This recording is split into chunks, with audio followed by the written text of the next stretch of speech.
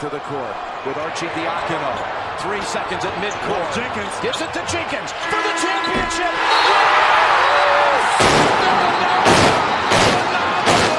The national champions with Jenkins hitting the winner at the buzzer. We got anybody here from North Carolina?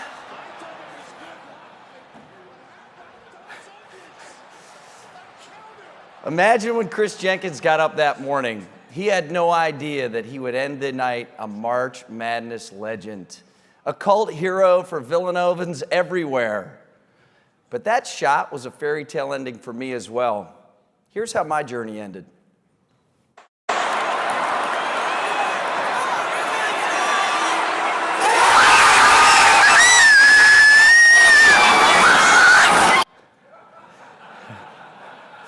So that was the view from my seats. My daughter took that video on her Snapchat account. And I think that was her high-pitched scream, but truth be told, it might have been me. So I met my wife, Jennifer, at Villanova, and when they beat Kansas, I told Jennifer, we're going. But I did want to leave the kids at home, save some money. But Jennifer insisted that we bring them, and I'm so glad that she did. Because when our family set out for Houston, we had no idea what the possibilities were in store for us.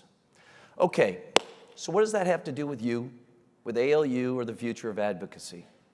Well, for me, this story reminds us that while we have challenges, and I've heard from so many people, DOL, DOL, DOL, we've got real challenges, but our final chapter is not yet written. And after the last 2 days, I'm more convinced than ever that we still have incredible opportunities ahead of us. But let's be clear, while you are in a noble profession, we've got to have a real dialogue, and that's my job today. We've got to have a broader dialogue about the real stuff, because I'm convinced if we don't, we are on the road to decline. And as I look out in this audience and I see Tim Malarkey and Larry Ripken and so many friends, so many people that have touched my life, managing the decline is not acceptable. So I'm going to give you my perspective on 3 things. First, what are our challenges? Second, what do we need to do about those challenges? And third, most importantly, what can you do to make an impact? Okay, so let's start with some facts. We've got 350,000 licensed life insurance agents in this country. The industry employs 2.5 million people. We represent 75 million American families. But despite touching so many lives, how many people in this country vote for members of Congress or presidential candidates based on what they say about our issues? Steve Radke, where are you? So my friend Steve started asking his Northwestern Mutual reps to tell the stories of the clients whose lives they've most profoundly impacted. Those stories are your stories, and they're incredible. But we do so much good for so many, but we're constantly playing defense. So let's get to it. Let's talk about our challenges. The first one, as I see it, is our mindset. So you are all here, you're successful, you're up early, you're probably up late, but you're here to get the job done. And you serve the best interests of your clients every single day. And I think we need more of that mindset, particularly as it relates to our public policy agenda. Stop playing defense. But let's also talk about how we're organized. This is an enormous challenge. Okay, raise your hand if you don't believe there are enough organizations that you can join and give money to and give your time to. I don't see any hands. Look, we've got more organizations representing this industry than any other industry I've analyzed. The docs, they've got the AMA, right? If you're an accountant, you've got the AICPA. If you're a dentist, you've got the ADA. If you're a realtor, well, you've got the realtors. The United States seal says, e pluribus unum, out of many, one. Unfortunately, we're set up like e pluribus pluribus. And while all of these groups have noble causes, there are real inefficiencies. And our lack of scale inhibits our ability to make an impact, to represent distribution, to promote the profession and to be truly as effective as we can as an advocacy force.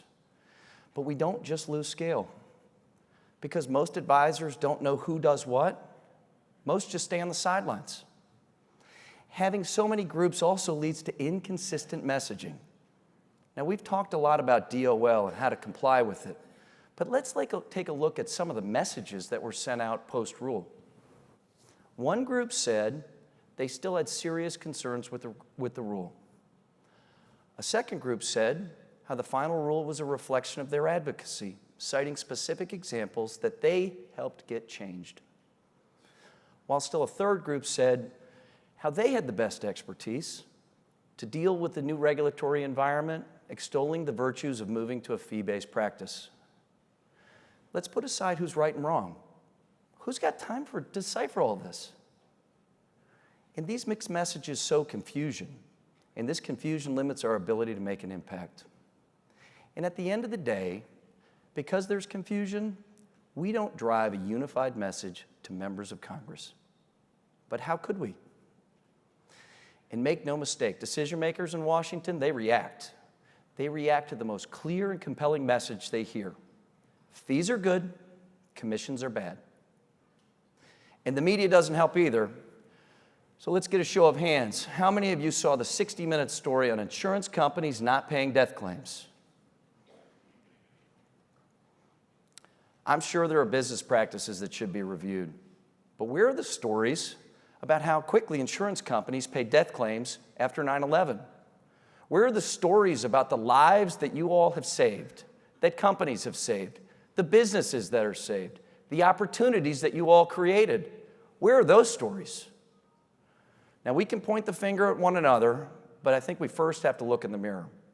Because it's a fact, if we cultivate more life insurance voters, more decision makers in Washington around the country will react to the right stimuli. The government will encourage the use of life insurance and annuities. They'll deal with the retirement crisis, with entitlements, with the underfunding of state and local pensions. But they're not dealing with these issues. And what they are doing, as we've talked about, and the next panel will talk about, is almost always bad. Okay, so what do we do to change it? Because if we don't act, we'll get more regulations that hurt consumers, more taxes that leave fewer companies will support distribution, and we know less distribution inevitably will lead to greater financial and retirement security challenges for the American people. If Scott Clemens were here, he'd call that a negative feedback loop. And we know that a government-ushered private sector failure in our space will only lead to calls for more government, even though we can't afford what we've got. So those are our challenges. It's our mindset, it's our structure, and it's getting the government to react to the right stimuli. So what do we do? What are the solutions? Well, let's start with changing our mindset. And we've seen how this can make an impact. 3 years ago, we stood on this stage and talked about how life insurance and annuities are taxed appropriately, and that inside buildup didn't belong on the tax preference list. We made it a priority to correct the record because this perception's been plaguing the industry for more than 30 years. Let's review. In 1986, President Ronald Reagan's Treasury Department put out two proposals, one in '84 and one in '85, Treasury 1 and Treasury 2. Both proposals specifically proposed taxing inside buildup. Now, the Gipper, he wasn't anti-life insurance, but in tax reform, preferences have to go to make way for lower rates. But fortunately, back then, the grassroots power of this industry rose up and demanded the political establishment remove the provision. And the politicians, well, they responded just like they always do. And in the final '86 Act, no provision taxing inside buildup was included. But we've been defending inside buildup ever since. I'm happy to report to the membership that earlier this year, the Joint Committee on Taxation removed inside buildup from the tax preference list.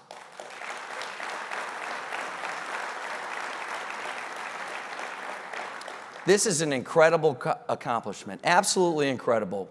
People said it couldn't be done, and it all started with a change in our mindset. Well, we've got to go further.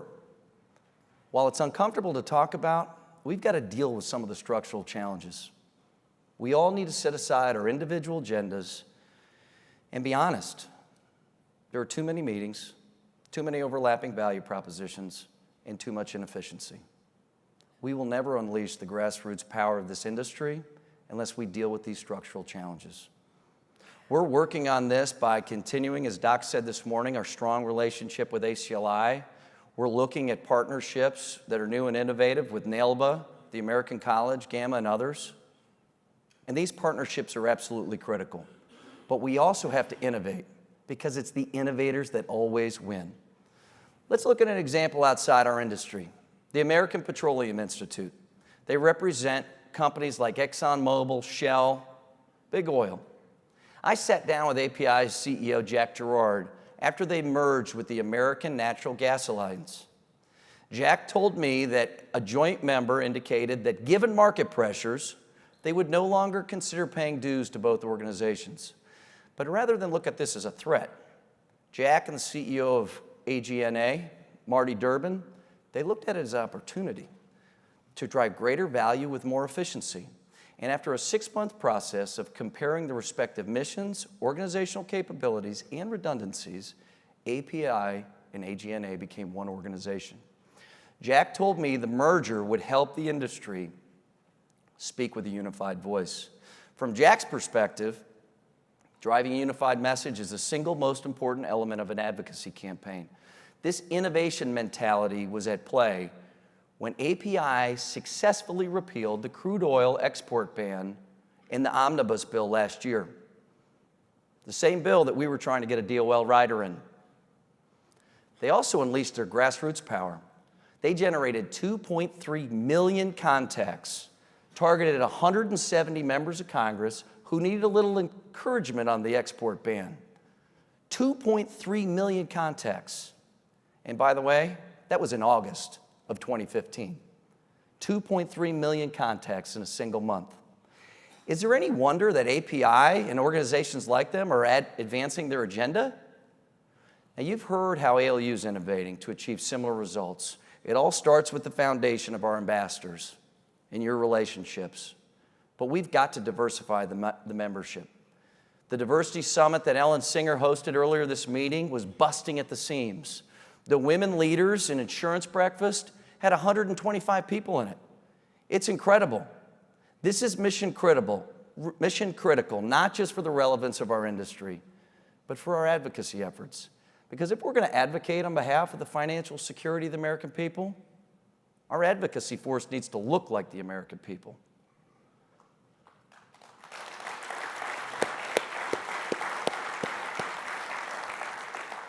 Okay, so we're also innovating by reducing the barriers to entry. That's like programs like ALU Access, Federal Advocacy Services, right? Federal Advocacy Service is a consulting business that will help insurers and other organizations train their field force and provide real professional development content in a way that meets the consumer's needs.